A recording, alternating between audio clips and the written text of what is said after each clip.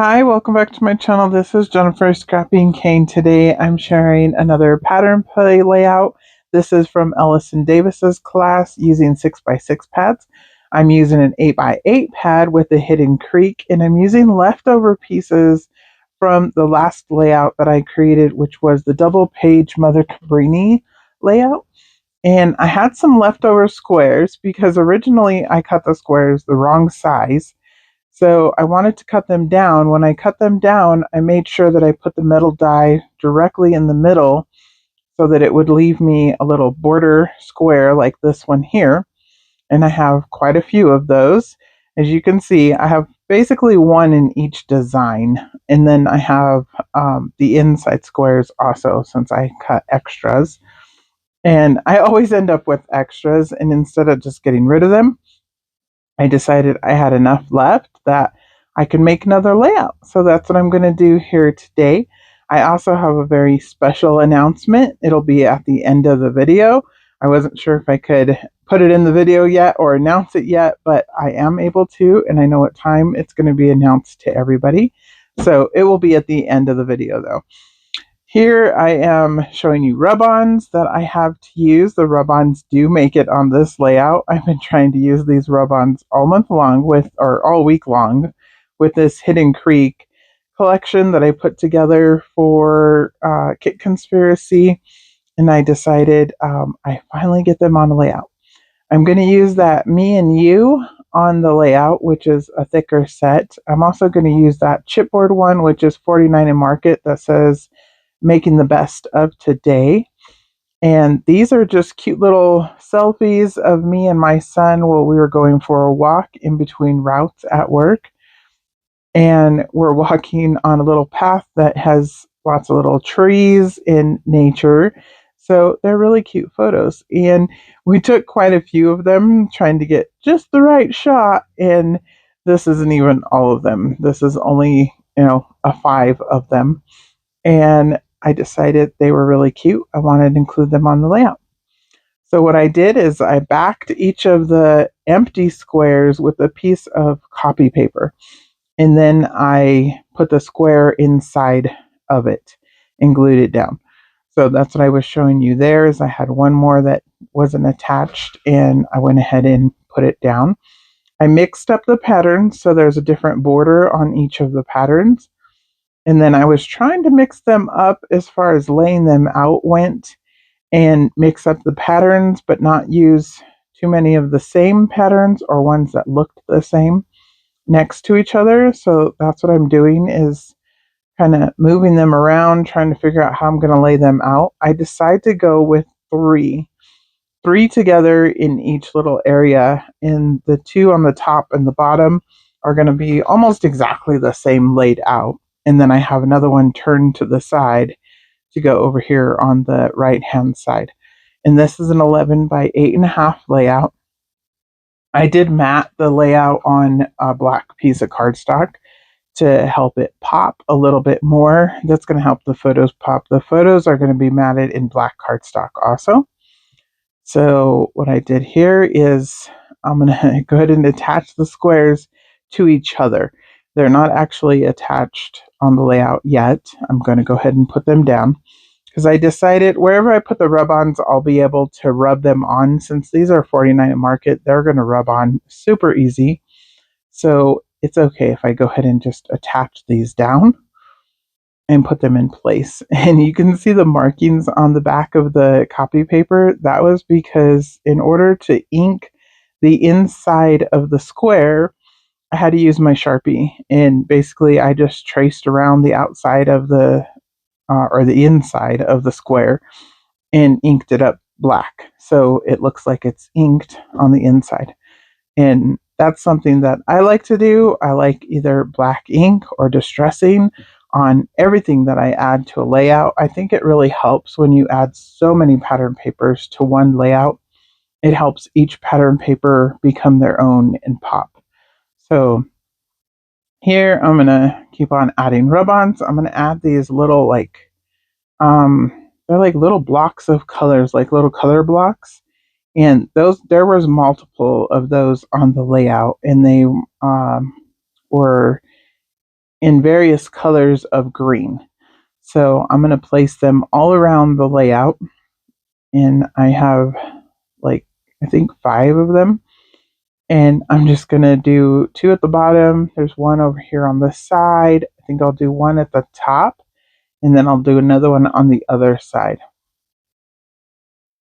And I just love the rub-ons from 49 and Market because they are so easy to rub on, and their colors are true. Like when you rub them on, they come out exactly how the rub-on shows.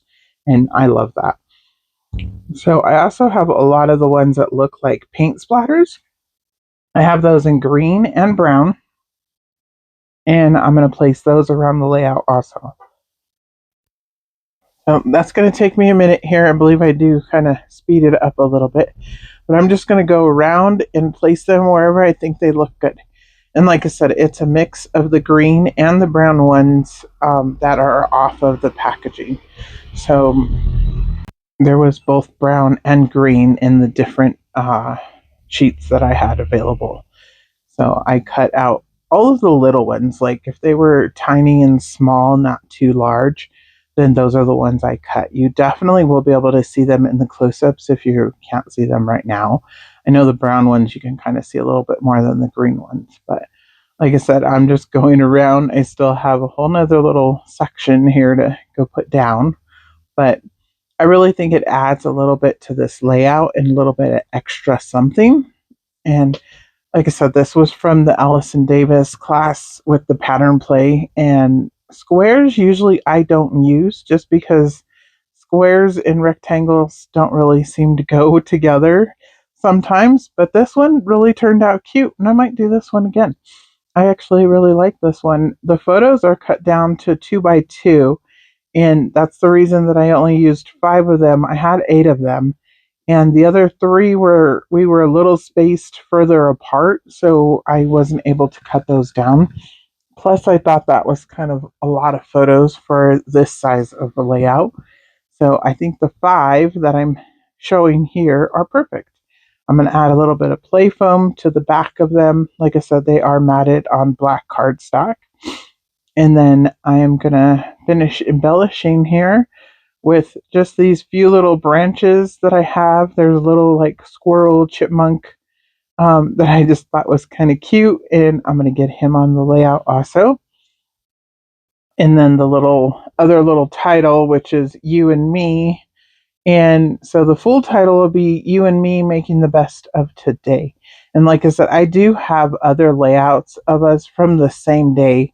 There's probably like 4 or 5 other layouts where he's wearing this same like limey green colored shirt. But he was just so cute and so cooperative at this age. I believe he's 7.5, almost 8. And, he was just hamming it up and smiling. And now he's 13, and taking a picture of him is like, I don't know, it's the most horrible thing in the world. You cannot get him to take a photo for me. But every once in a while, I do. And I will actually have a really cute layout for the month of May with him and his 13-year-old self. And I am really excited to share some of those layouts because they're teenage boy layouts, and those are my favorite to create. I also will have a few other design team layouts during the month of May. For Colorcast Design, she has tons of acrylic coming out that is travel based, and we actually took a trip in February, and I want to get the photos scrapbooked because I already picked out the collection I'm going to use, and the acrylic pieces match. So I'm excited to share those layouts during the month of May. I also cleaned my scrapbook room and went through lots of kits that I had put together or kits that I received from kit clubs, and I want to clean up the stash. So I'm going to pull out those kits and finish them off during the month of May and get them out of my room the rest of the way. If I didn't finish the kit, or I was kind of done with the kit, I put everything back away with the collection that it belongs with, and I, threw away the scraps or whatever if I was completely done or it wasn't anything that I thought I was going to use, trying to make room in my scrapbook room, basically. So that's what I was doing. And I came up with lots of other layouts that need to be complete. So I have plenty of work to do for the month of May, and I will have lots of layouts to share with you. I hope you guys will come back by and check those out. Definitely like and subscribe if you like what you're seeing. You will see lots of layouts during the month of May. And here I'm just finishing up this layout by adding that other little tree branch over here. So I have two of those, two different sizes. And then the 5 photos, the little gold heart and the you and me. And that is it. I really like the way this layout turned out. And I think it turned out just beautiful. I love playing with the pattern play along with Allison Davis. And like I said, using these squares were fun. I switched these two pictures because they really looked very similar to each other. So it was better to separate them. And then here are the close-ups. And my big announcement is I am actually on Allison Davis's design team for Scrapbook Generations. I am so excited to announce this, and I will be definitely using lots more of her sketches and following along in her classes and using her new cut files also. So I look forward to that. I will see you in the next video. Bye.